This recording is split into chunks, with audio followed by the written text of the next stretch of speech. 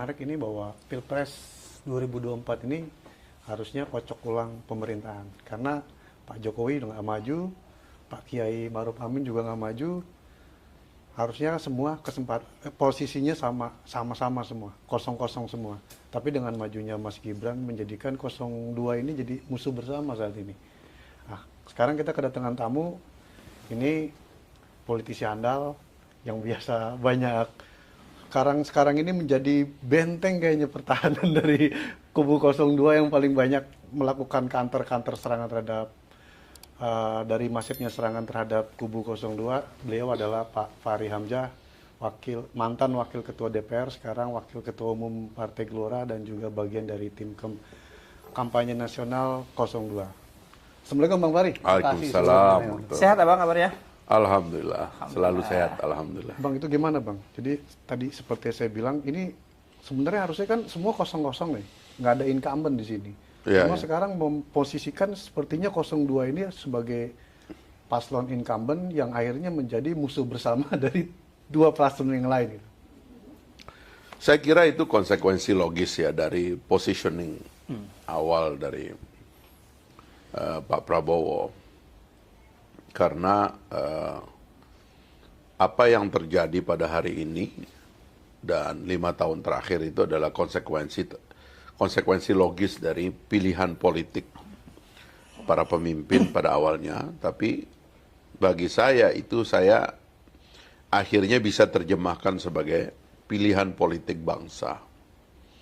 Jadi inisiatif Pak Jokowi dengan Pak Prabowo untuk bergabung pada 2019 pasca Pilpres kedua ya, Jokowi lawan Prabowo.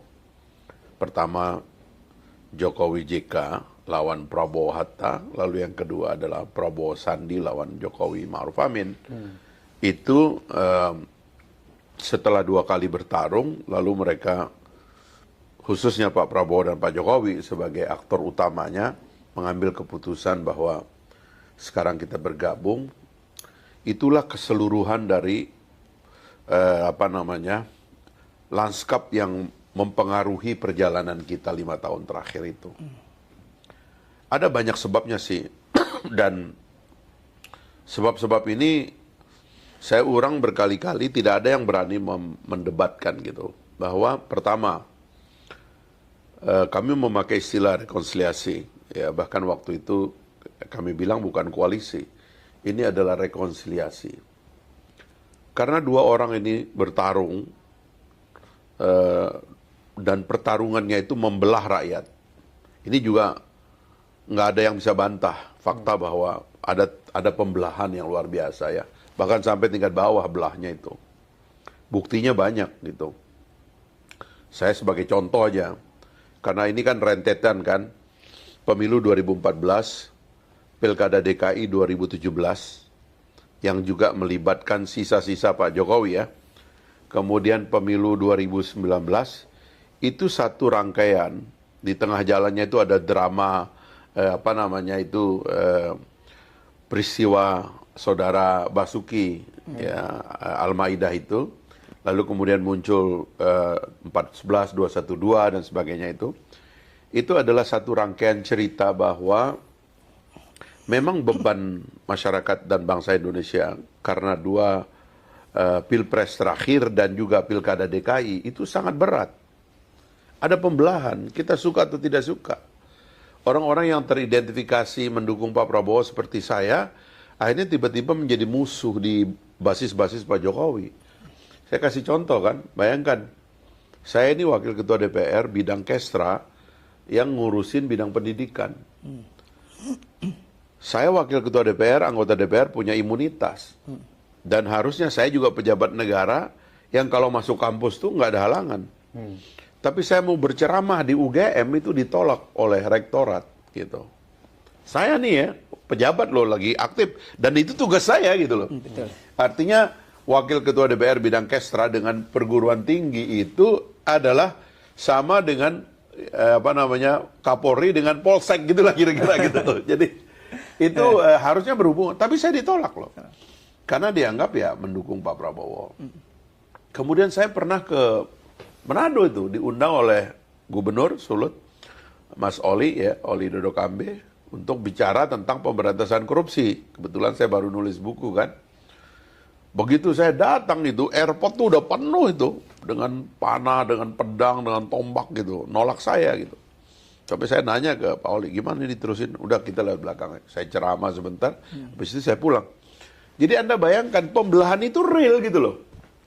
Jadi kita nggak boleh mengatakan, oh nggak ada pembelahan. Nggak, ada. Dan karena itulah, peristiwa Pak Prabowo dan Pak Jokowi itu gabung, itu bukan peristiwa main-main. Jadi 2 kali tarung, pembelahan terjadi di seluruh Indonesia bahkan. Anda lihat di Bali kan, betapa banyak ustadz-ustadz ceramah di Bali kan, wah kena, terus di tempat lain ada si ini kena, dan seterusnya lah. Ini tegang lah luar biasa pada waktu itu. Akhirnya 2 orang ini gabung. Jadi argumen untuk bergabung antara Pak Prabowo dan Jokowi itu kuat. Jadi sehingga saya mengatakan ini bukan inisiatif tokoh. Ini bukan sebuah insiden, ini momen, ini monumen.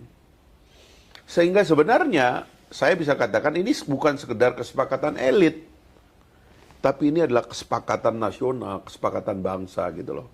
Jadi seperti misalnya, ya saya nggak klaim ini sama ya, tapi misalnya waktu para pemimpin bangsa duduk, ya kan, lalu mengatakan kami bangsa Indonesia. Itu kan yang ngumpul cuman orang bisa dihitung dengan jari. Tapi kekuatan dari tindakan mereka itu diakui sebagai perwakilan dari bangsa yang kuat gitu loh. Nah sama dengan pada waktu itu Pak Prabowo dan Pak Jokowi menyadari, wah ini bahaya loh ini. Kalau ini dibiarkan, kalau kita nggak bersatu, kalau kita nggak gabung, ya udah kita gabung. Itu luar biasa gitu. Nah itu yang orang nggak sadari gitu loh. Sehingga sejak awal sebenarnya perlu kita nyadarin teman-teman kita bahwa ini bukan peristiwa sederhana. Bergabungnya Pak Prabowo dan Pak Jokowi itu sudah menyelamatkan pembelahan. Bayangkan ya, setelah itu kemudian pemerintahnya itu muncul koalisi besar atau rekonsiliasi. Kita menghadapi COVID, persis itu. Kabinet dilantik 22 Oktober kalau nggak salah 2019. Desember sudah meledak COVID di China. Awal 2020, bulan Mei, kita udah lockdown. April, Mei lockdown. Seluruh kehidupan kita mati. Ya kan? Ekonomi hancur, wisata hancur, Bali sepi. Semua orang tuh, ganti profesi semua. Wisatawan nggak ada lagi. Di seluruh Indonesia sepi. Kemiskinan drop, angka pendapatan dan kesejahteraan rakyat drop, kemiskinan meningkat gara-gara COVID itu. Nah, elit akhirnya gara-gara ada rekonsiliasi ngumpul gampang. Rapat kabinet enak, rapat di parlemennya enak. Sisa-sisa konflik ideologisnya sudah berhenti, ya kan ya. Akhirnya kita gampang menyepakati agenda nasional.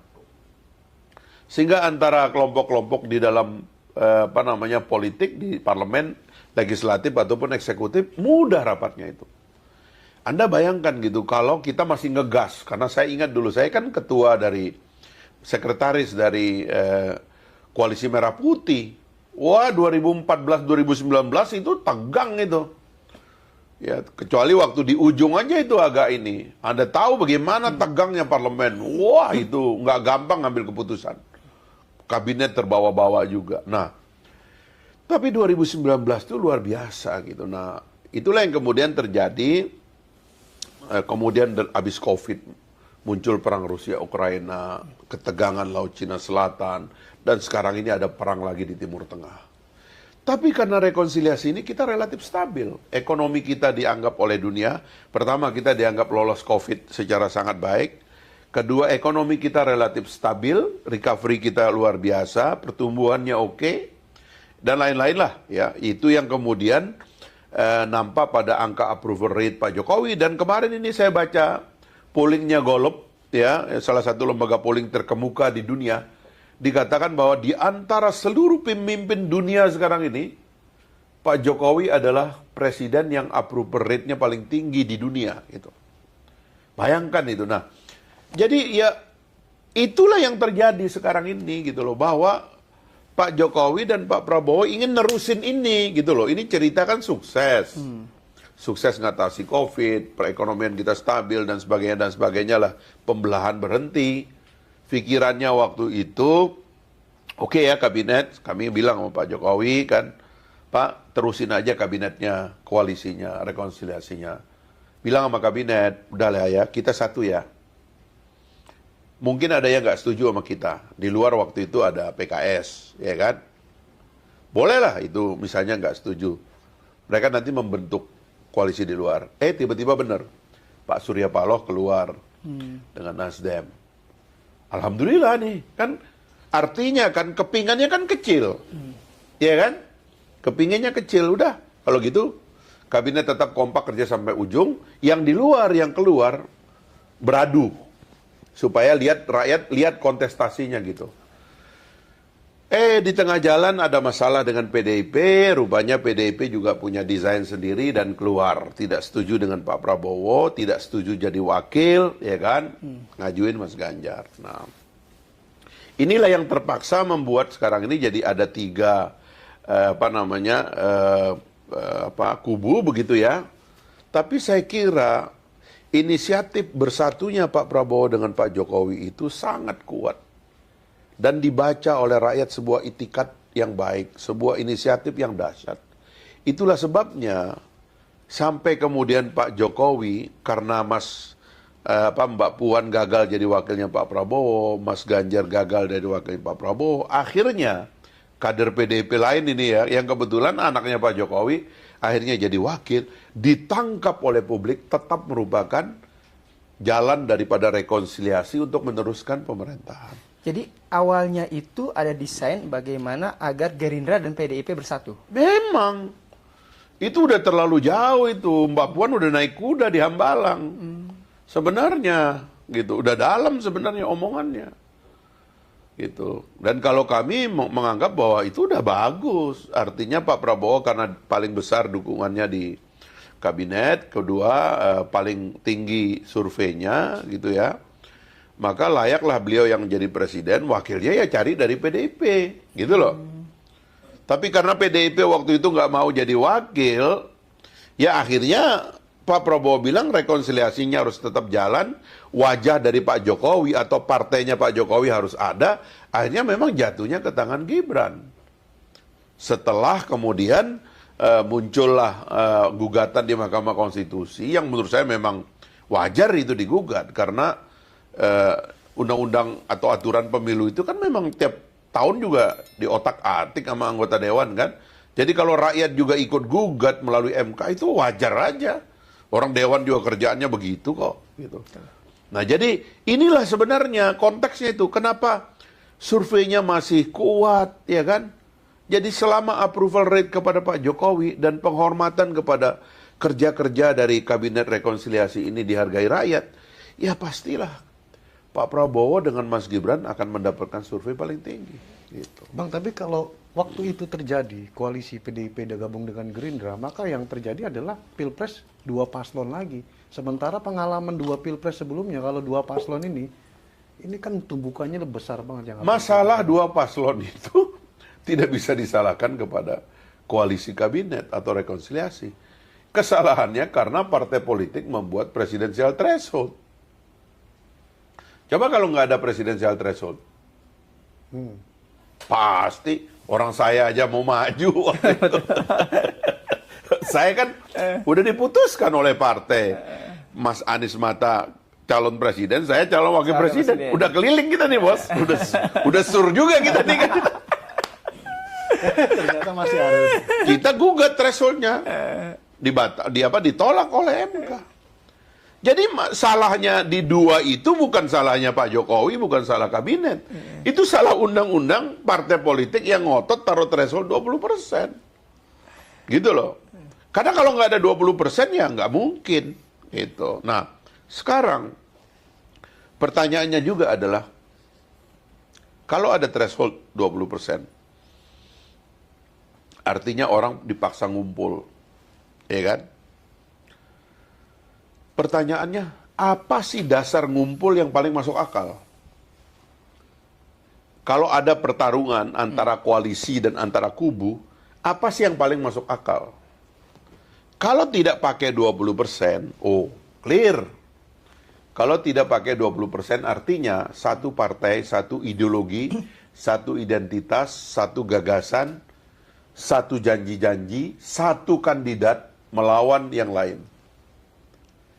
Kan clear tuh, ya kan?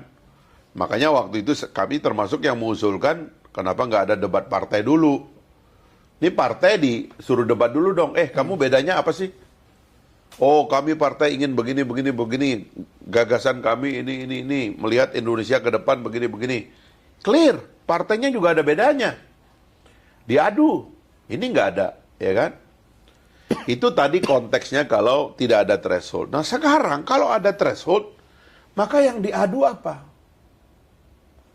Yang diadu itu akhirnya hanya ngumpul-ngumpulin karcis. Yang diadu ini adalah siapa yang bisa borong tiket. Kan itu akhirnya kan. Dasar ideologinya nggak ada. Sekarang bagaimana menjelaskan? Dibilang perubahan. Nasdem masih anggota kabinet, PKB masih anggota kabinet, cuman PKS yang bukan anggota kabinet. Tadinya PKS, PKB sama Nasdem ini berantem 8 tahun. Hampir 9 tahun atau 9 tahun lah. Tiba-tiba gabung, ini apa ini penjelasannya? Nggak ada penjelasannya. Ini adalah koalisi tiket. Sehingga kalau ngomong perubahan atau ideologi, omong kosong, nggak ada. Nggak mungkin ini. Ini tidak ada argumennya. Nggak ada. Bagaimana ini bisa ngumpul?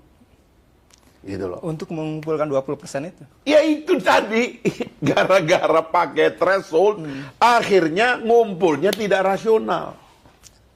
Nggak ada penjelasannya, nggak ada artinya. Mau kita idealis kayak apapun, omong kosong, nggak ada. Gitu loh. Jadi, ini yang saya dari awal kritik gitu loh. Tapi oke lah, sekarang udah jalan. Ya udahlah, lo mau apa lo? Kami kan dikumpulkan oleh Anies Baswedan dan Muhaimin. Misalnya dia bilang begitu. Ya oke. Tapi ketahuilah bahwa dasarnya nggak ada. Anda mau bilang perubahan, bagaimana Anda duduk dalam kabinet? 3 kabinet nih ya. 2 dalam kabinet.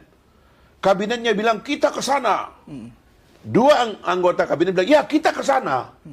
Di luar sana, kandidatnya bilang, enggak, kita ke sana. Loh, bagaimana ini? Kok jadi ngaco gitu loh?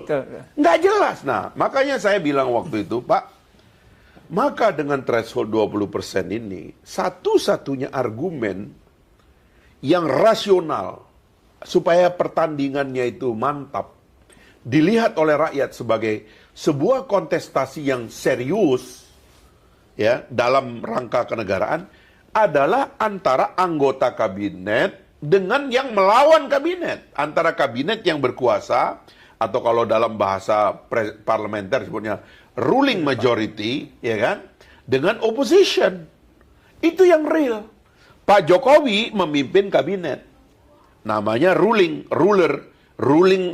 majority. Di luar sana silakan siapa yang nandingi ini.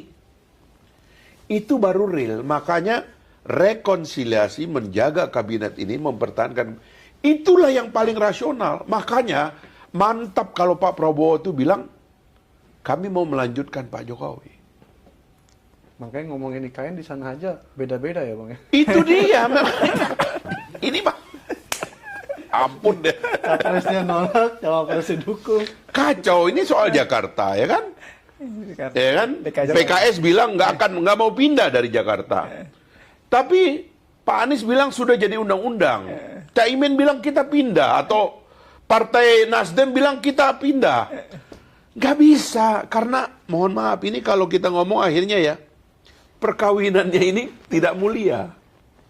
Gitu. Sebab-sebab perkawinannya ini tidak luhur gitu loh. Kalau dalam prinsip dan konsep kita bernegara gitu. Nah, ya inilah nanti pekerjaan kita ke depan, kita harus memperbaiki. Tapi saya mau kasih tahu orang aja bahwa saya terus terang alhamdulillahnya karena saya tuh selalu suka melihat persoalan itu gambar besarnya.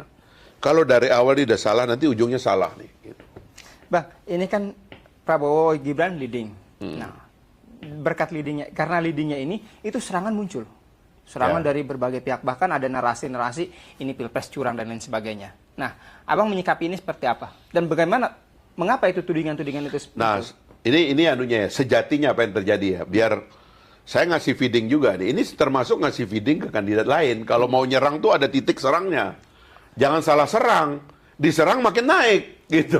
Jadi kan kalau salah serang kan bisa makin naik. Nah, kayak sekarang ini kan yang terjadi pada PDIP dan Ganjar kan. Ini kan semakin nyerang rupanya makin turun. Yang ini makin naik gitu. Apa rahasianya? Itu yang saya mau kasih tahu nih. Ini saya bocorin nih, ya kan? Hebat juga kan kita kasih bocoran kepada lawan kita kan. Tapi paling tidak ya mungkin teman-teman media bisa mencerna. Jadi begini. Itikat Pak Prabowo dan Pak Jokowi membentuk koalisi itu terlalu kuat. Dan itu terlalu dianggap sah. Karena kabinet itu memang terdiri dari penguasa yang terlembaga. Itu yang saya bilang. Dalam parlementer disebutnya ruling majority, dalam presidensialisme disebutnya kabinet.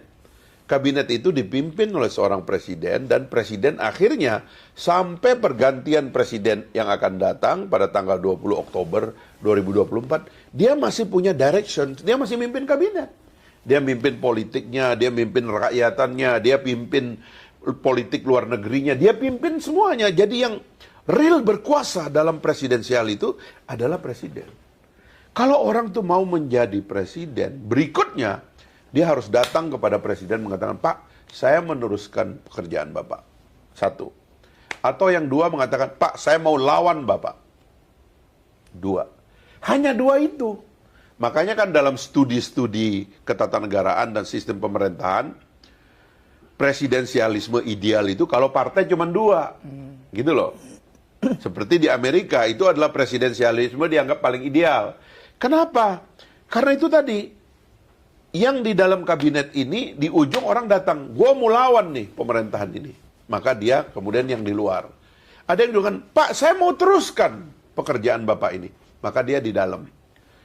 Kehebatannya Pak Prabowo dan kemantapannya Prabowo Gibran itu, karena mereka mengatakan, kami mau meneruskan Pak Jokowi. Maka seluruh kabinet ini sebenarnya miliknya Prabowo Gibran. Harusnya gitu loh. Maka yang di luar harusnya gitu, gentleman. Makanya saya bilang kan, ini yang masih dalam kabinet, lu ngapain lu di situ? Nggak mantap posisinya. Harusnya nyerang tapi kakinya di dalam. Nggak bisa. Dalam karate itu kalau kita salah kuda-kuda, nendang kita yang jatuh. Ini yang terjadi sekarang. Pak Ganjar misalnya, hancur kuda-kudanya. Nggak mungkin bisa ditolong. Nggak bisa. Semakin dia serang Pak Jokowi, semakin dia serang Pak Prabowo, dia jatuh. Karena publik mengidentifikasi dia ada di dalam. Jadi tidak perlu counter dari Pak Prabowo dengan serangan-serangan itu? Relatif ya, kalau saya mengatakan si Pak Prabowo dan Pak Jokowi itu, atau Pak Prabowo dengan Mas Gibran itu, tinggal dia sampaikan aja bahwa yang baik kita akan teruskan, yang belum baik kita perbaiki ke depan, tapi tujuan kita adalah Indonesia Emas 2045. Kita tetap akan membangun Indonesia yang tidak Jawa sentris. Kita akan pindah ke Sumatera, ke Kalimantan untuk memperbaiki tata kelola pemerintahan dan daerah gitu. Jakarta kita kurangi bebannya, kita tata dia jadi kota bisnis, kita taruh LRT, kita kirim kereta api cepat ke Bandung, nanti sampai ke Surabaya, Jawa Timur. Kita jadikan kota Jakarta sebagai hub daripada kegiatan ekonomi. Karena kenapa dia harus jadi hub kegiatan ekonomi? Karena penduduknya paling banyak, mulut orang cari makan paling banyak di sini. Tapi dari sini akan menyebarkan ke seluruh Indonesia, gitu loh. Sehingga kita di luar Jakarta, kita menciptakan banyak kota-kota satelit ekonomi baru yang bekerja sama dengan Jakarta di bidang ekonomi. Tapi politiknya mesti dibikin dingin. Mesti dibikin lebih rasional. Di Jakarta ini ya, nih saya tambah dikit. Pengusaha, legislatif, eksekutif, yudikatif, numpluk. Saban hari saling lobby. Makanya banyak OTT itu ya gara itu tuh. Terlalu numpuk dan terlalu sering ketemu. Mall di mana-mana. Ketemu di situ. Sogok menyogok di situ. Tapi coba kalau dibikin kotanya lebih adem, agak jauh, orangnya itu lebih agak tertib lah gitu, rapatnya lebih tenang gitu, mungkin nggak kekacau seperti inilah. Apalagi kan ini yang baru ini kan pimpinan Jakarta dipilih presiden, saya termasuk yang setuju. Karena Jakarta terutama dalam transisi menuju perpindahan ibu kota ya, kalau politisi di Jakarta itu beda dengan presiden, ibu kota. Gubernurnya berantem sama presiden, kan rusak. Pelayanan tamu, luar negeri, apa jadinya? Nah, jadi inilah hal-hal yang sebenarnya kekuatan dari Pak Prabowo dan Pak Jokowi tadi itu cukup mengatakan kita akan meneruskan apa yang sudah baik yang akan kita kerjakan. Yang lain jadi kesusahan, nggak relevan akhirnya. Ngomong perubahan ada di dalam. Mau beroposisi, kayak Pak Ganjar, Pak Mahfud bilang hitam putih, faktanya abu-abu. Ini kesulitannya menurut saya. Ini yang saya bilang bocoran itu gitu loh. Jadi kita memberikan pemahaman kepada teman-teman bahwa ini ada kekeliruan memahami desain sistem yang menyebabkan akhirnya salah posisi. Nah, coba kalau dari awal ya. Tapi Pak Jokowinya juga hitam putih. Diklaim di kubu Prabowo, tapi dia kader Banteng, Bang. Sama seperti Gibran pertama maju itu, dia kan masih ber-KTA PDIP. Inilah problem kita di dalam negara yang menganggap partai berkuasa. Dalam negara komunis itu partai berkuasa. Dalam negara demokrasi partai tidak berkuasa. Partai berada di belakang layar. Yang berkuasa adalah elected official, orang yang terpilih. Makanya dalam negara presidensial itu partai umumnya tidak dikenal. Kalau Anda pergi ke Amerika Serikat, nanya siapa nama ketua umum Partai Demokrat, ketua umum Partai Republik, itu tidak Anda kenal. Kenapa? Karena dia chef, dia di dapur. Jadi kerjaannya dia itu berpikir, mengkader orang, menseleksi pemimpin. Nggak ada keinginannya dia pengen cawe-cawe ngatur ruang dewan, bupati-bupati, gubernur, kamu petugas partai semua ya ikut. Nggak ada itu. Itu negara demokrasi. Itulah sebabnya Pak Jokowi itu adalah akhirnya true representasi dari presidensialisme. Karena dia juga tahu yang milih dia itu bukan satu partai. Yang milih dia itu basisnya adalah kerakyatan gitu loh. Nah kalau kita kembali kepada teori tadi, harusnya itu yang diikuti oleh partai-partai. Coba bayangkan, kemarin itu terus terang desainnya kami adalah harusnya kalau memang cuma 2, nggak apa-apa. Tapi dasarnya ini, bayangan kita nih ya, akan ada satu partai yang keluar, bergabung dengan partai yang sudah ada keluar, dan mengatakan, kami tolak pemerintahan ini, ya kan? Kami akan beroposisi dengan semua yang dipikirkan pemerintah, dan kami semua berada di luar. Tidak ada yang di dalam kabinet. Kami kritik A, B, C, D, D. Wah, itu mantap itu. Tapi itu nggak dilakukan. Gitu. Bang, yang terbaru nih Bang, ini soal debat capres. Ini kan KPU sudah mengumumkan debat saling mendampingi antara capres dan cawapres. Tetapi ini pun dijadikan bahan serangan bahwa ini katanya awalnya keinginan dari Prabowo Gibran, ini menguntungkan Prabowo Gibran. Nah, Abang memandangnya gimana? Ya itu gimmick-gimmick lah ya, artinya akhirnya orang tuh merasa karena gagasan dari kehadiran Prabowo Gibran ini terlalu kuat, maka gagasannya nggak bisa diserang gitu. Akhirnya yang diserang ya gimmick-gimmicknya lah. Nggak ada cerita orang nggak pengen debat gimana, itu orang udah debat, dan orang yang paling banyak debat dalam hidupnya di dunia ini namanya Prabowo. Itu orang paling banyak debat dalam hidupnya. Ya, debat pilpres masuknya. Kedua, dari semua wakil presiden, calon wakil presiden, yang pernah debat sebagai ikut pemilihan kepala daerah, ya, itu cuman Mas Gibran. Ya, Muhaimin belum pernah jadi wali kota atau ikut debat capres. Pak Mahfud juga belum pernah. Pak Mahfud hampir ikut debat capres, cuman sampai pakai baju putih. Habis itu nggak jadi gitu loh. Jadi sebenarnya nggak ada yang ditakutin. Ini diciptakanlah gimmick-gimmick aja. Kan nggak bisa nyerang gagasannya.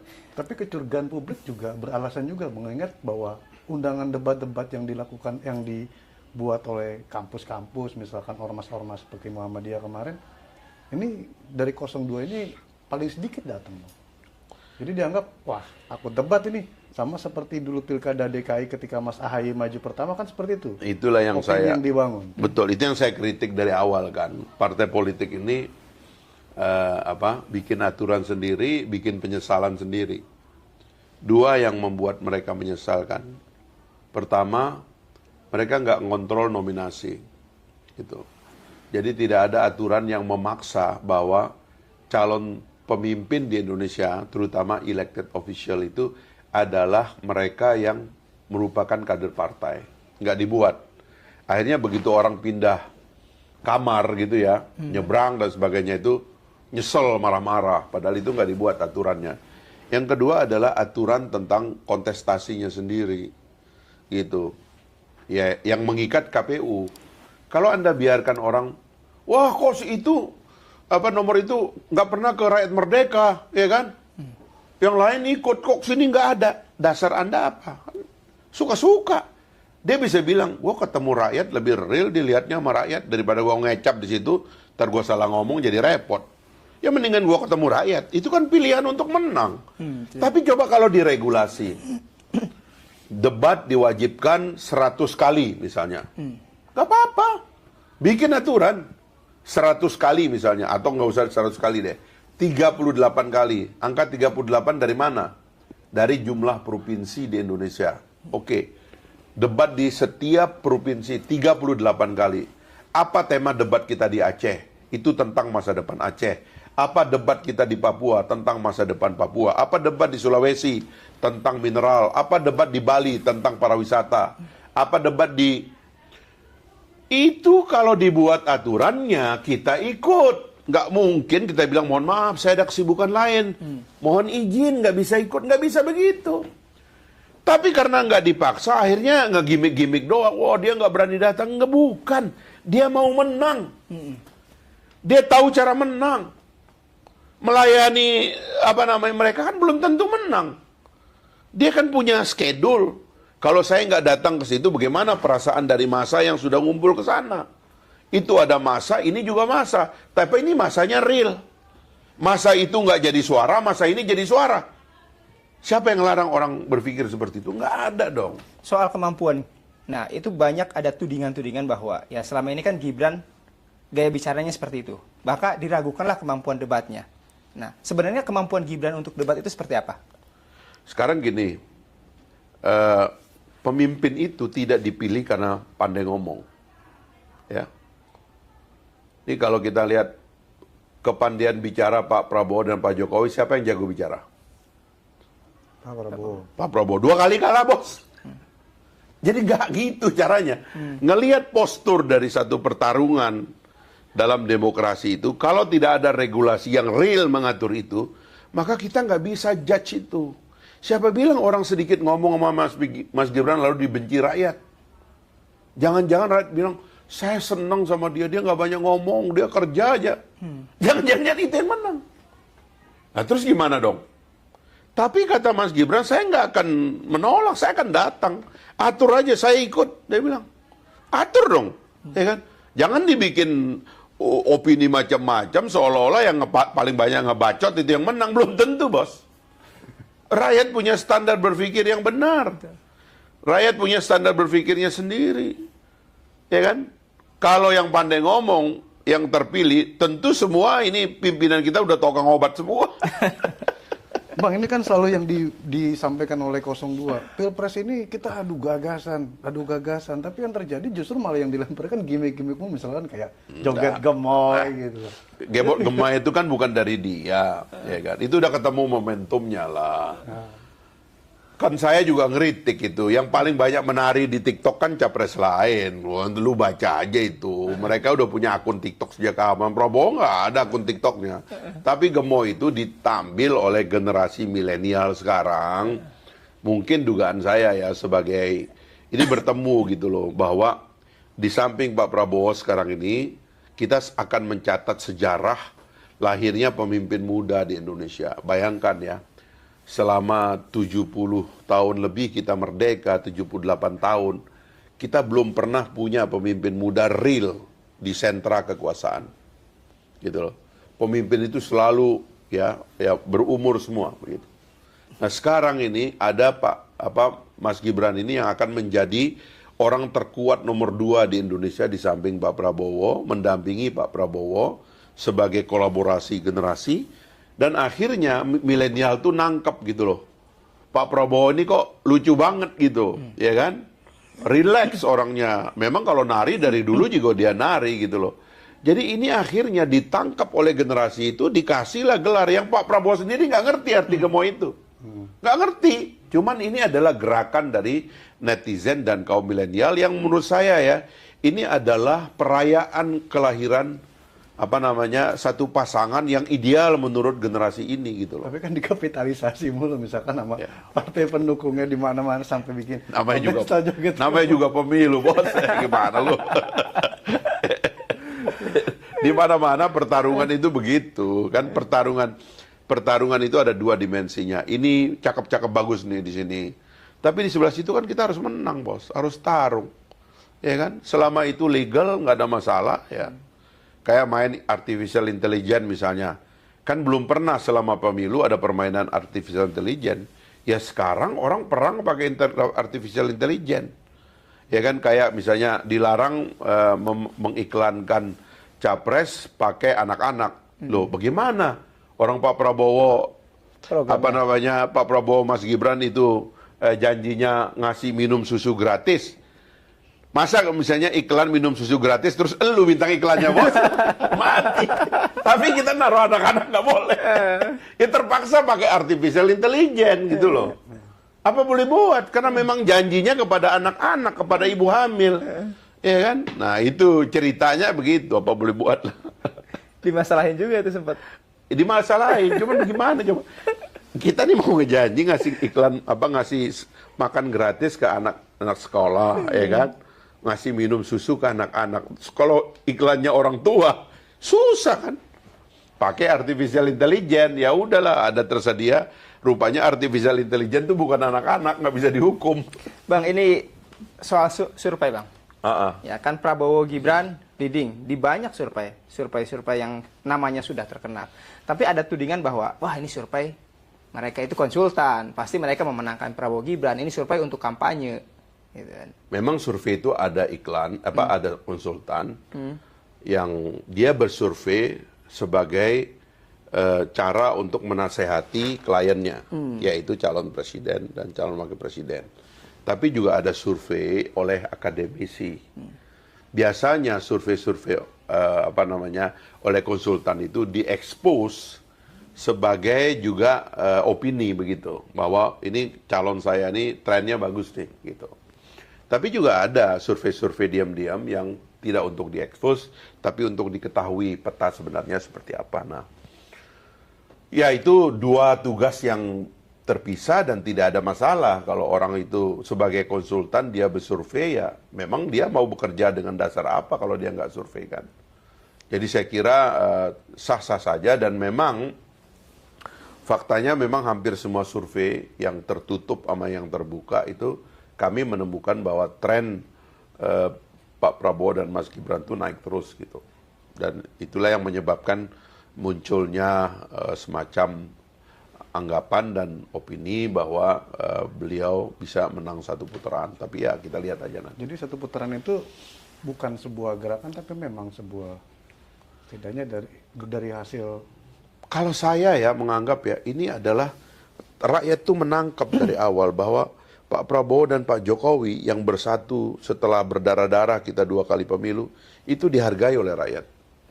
Itu yang rakyat ingin lihat. Kita mau tetap stabil, kita mau tetap pembangunan ekonomi, kita mau tetap pertumbuhan ekonomi kita baik, kita mau tetap ada jaminan kerja, jaminan pada anak-anak sekolah, jaminan kesehatan, kita mau ada stabilitas lah ke depan. Itu yang ditangkap oleh rakyat, dan ini menurut saya yang akan mendapatkan porsi besar dalam Pilpres ini, daripada orang ngomong perubahan ini, perubahan itu, tapi orang bingung. Ini nanti tambah buruk nih hidup kita. Karena itu yang ditakutkan oleh orang. Dunia ini lagi nggak aman loh. Ada 2 perang. Rusia Ukraina belum selesai. Ini pasokan minyak bisa terhenti dari Timur Tengah. Pasokan pangan kita, gandum sudah dibentikan oleh 2 negara di antara produsen gandum paling besar di dunia. Kita ini ada dalam ancaman. Jadi kita perlu stabilitas. Nah, ini yang ditangkap oleh rakyat menurut saya. Gitu. sekarang ini. Bang, di luar konteks ini, 2 minggu lalu kita kedatangan Bang Miing. Ya. Nah, beliau cerita soal gabung ke Partai Gelora. Ya. Dalam tanda kutip kata Bang Miing, gue ini dijebak sama Pak Hari Hamzah, kata dikasih Ya. baju, difoto, lalu itu dipiralkan. Jadilah itu. Nah, gimana Bang itu Bang ceritanya Bang? Tapi alhamdulillah ya kita ini dengan Bang Miing, ya, dengan Bang Deddy Mizwar, dengan beberapa seniman senior ya, itu punya forum sejak lama. Dan forum itu ya lintas partai aja gitu. Karena kita tahu kan Bang Miing pernah di PAN, pernah di PDIP, ya kan. Tapi kita nyambung gitu.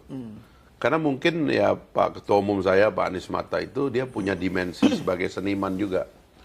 Nah sehingga memang betul-betul kita komunikasi dengan banyak orang. Nah termasuk dengan Bang Miing dan Demis juga sekarang kan di kita juga gitu ya, alhamdulillah.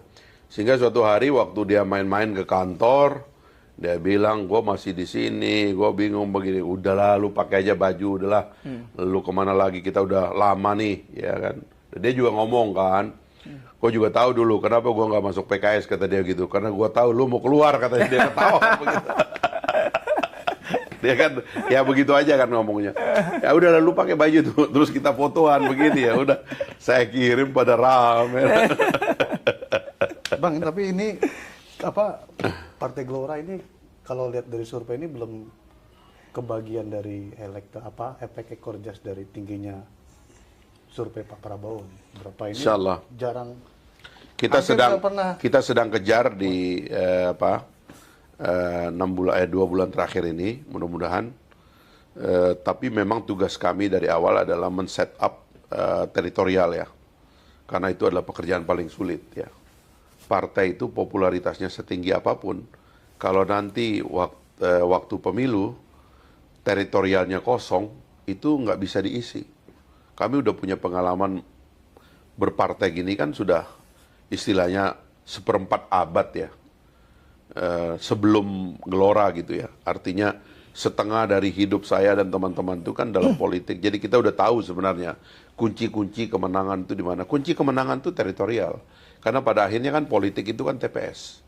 Politik itu kan suara. Nah, kami sibuk dalam 4 tahun terakhir ini men-set up infrastruktur jaringan di teritorial. Nah, sehingga urusan survei iklan dan sebagainya itu kita sumber dayanya kita nggak alihkan ke situ. Memang minim sekali, kita nggak punya uang untuk jor-joran bikin iklan dan sebagainya. Kita juga nggak punya TV kan kayak kawan-kawan sebelah kan gitu. Jadi ya udahlah kita tutup itu dulu, kita beresin teritorial sehingga pencalonan kita relatif kuat, ya caleg kita relatif banyak, seluruh dapil kita isi, kemudian struktur sampai tingkat bawah kita matangkan. Nah, ini sekarang kita lagi kerja untuk memboosting popularitas kita, karena kita juga bersama Pak Prabowo Gibran gitu ya, dan kita juga punya program yang relatif sama dengan beliau. Kami yakin bahwa efek popularitas ini nanti begitu naik, yang tampung di bawah itu udah ada gitu. Karena bahaya kalau popularitas Anda tinggi tapi teritorialnya kosong, nggak ada gunanya bos. Nah ini yang kita pakai strateginya kita. Walaupun di bawah beririsan dengan PKS nih. Ya ada yang beririsan, kita bertarung, nggak apa-apa ya. Ya kan, kekuatan lama dan kekuatan baru kan. Kita lihat aja nanti. Bang, di akhir ini kita ada games bang. Ya. Jawab cepat. Siap. Nah, ada 5 pertanyaan Ya. pilihan. Oke. Yang pertama, ambil suara PKS atau ambil ceruk lain? Semuanya. Pilih lolos ke DPR atau menang Pilpres? Dua-duanya. Dua-duanya 2 kali. Berat lawan Ganjar Mahfud atau Anies Muhaimin? Nggak ada yang berat. Oh. Pilih jadi menteri atau anggota DPR? Anggota DPR. Anggota DPR. Enak jadi oposisi atau koalisi? Dua-duanya. Dua-duanya dijabanin. Tapi pertanyaan yang belum saya Terakhir ya? Terakhir Bang. Ya. Ini pertanyaan soal ini kan narasi yang dibangun oleh dua kubu ini kan bahwa banyak sekali kecurangan-kecurangan yang masif di lapangan ini. Dan terakhir kemarin gongnya itu kan ketika Bu Mega itu pidato di acara relawan. Jadi udah sekarang narasinya bukan lagi kompetisi tapi sudah perang karena melihat kecurangan yang begitu masif, mereka mengklaim bahwa begitu masif di lapangan terhadap dua kubu ini gitu. Misalkan penolakan penggunaan aparatur negara. Abang melihatnya gimana? Saya kemarin bilang sama teman-teman di Bawaslu dan KPU, saya bilang asalkan tidak ada lagi petugas pemilu yang meninggal, ya 800-an lebih, 826 kalau nggak salah yang lalu itu meninggal, saya kira cukup untuk mengatakan pemilu ini nggak ada kecurangan. Jadi saya menimbang nyawa itu paling penting. Gitu. Yang kedua, 2024 nggak mungkin lebih eksesif penggunaan atau kontrol daripada aparatur negara daripada 2019. Karena 2019 itu partai, eksekutif, legislatif itu gabung. Mengontrol semua proses pemilu. Yang akan jadi presiden adalah incumbent, presidennya sendiri. Yang mereka tahu bahwa ini yang akan jadi presiden dan mereka nggak boleh macam-macam di situ, harus satu komando. Jadi saya kira apa yang akan terjadi sekarang itu check and balances mekanismenya lebih kuat. Partai terbesar berbeda ya sikapnya dengan pemerintah, katakanlah begitu, atau dengan partai koalisi yang ada di dalam pemerintahan. Ini kan adalah check and balances sehingga nggak mungkin ada kecurangan yang masif gitu. Ya kayak masih kemarin itu Mas Butet gitu kan. 9 tahun Mas Butet nggak pernah ada komplain apapun. Tiba-tiba katanya ada yang ngontak dia, suruh dia tanda tangan, dia langsung teriak, wah ini adalah orde baru dan sebagainya. Kata polisinya dengan ringan, laporkan tolong siapa yang mengganggu itu. Kan begitu aja kan, jadi ini mekanisme check and balancesnya jalan gitu. Jadi kita nggak perlu membesar-besarkan, nggak perlu khawatir. Karena medianya makin bebas, ya podcast makin banyak. Siapa yang bisa ngontrol podcast sekarang? Dulu satu TV bisa ditelepon, kalau bisa jangan begitu lagi. Dewan redaksi rapat tutup. Kalau sekarang mana ada? Orang di depan TikTok ngomel sendiri pakai artificial intelligence udah nggak ketahuan. Udahlah ya. Jangan terlalu membesar-besarkan seolah-olah negara ini terlalu kuat untuk melakukan kecurangan dan sebagainya. Udah nggak bisa lah sekarang ini. Ini udah abad 21. Udah abad artificial intelligence, udah nggak bisa kita macam-macam itu. Berarti ini gimmick nih, Bang? Gimmick lagi. Udahlah ya. Oke. Sobat Rakyat Merdeka, itulah obrolan kami dengan Bang Fahri Hamzah. Obrolan yang sangat menarik, seru. Semoga saja obrolan ini dapat menjadi referensi Anda dalam menghadapi pemilu 2024. Jangan lupa like and subscribe YouTube Rakyat Merdeka TV. Dan terima kasih telah mengikuti kami dan tunggu episode-episode selanjutnya. Salam dari saya Sis dan teman saya Ujang Sunda. Salam Rakyat Merdeka. Salam Merdeka. Mantap.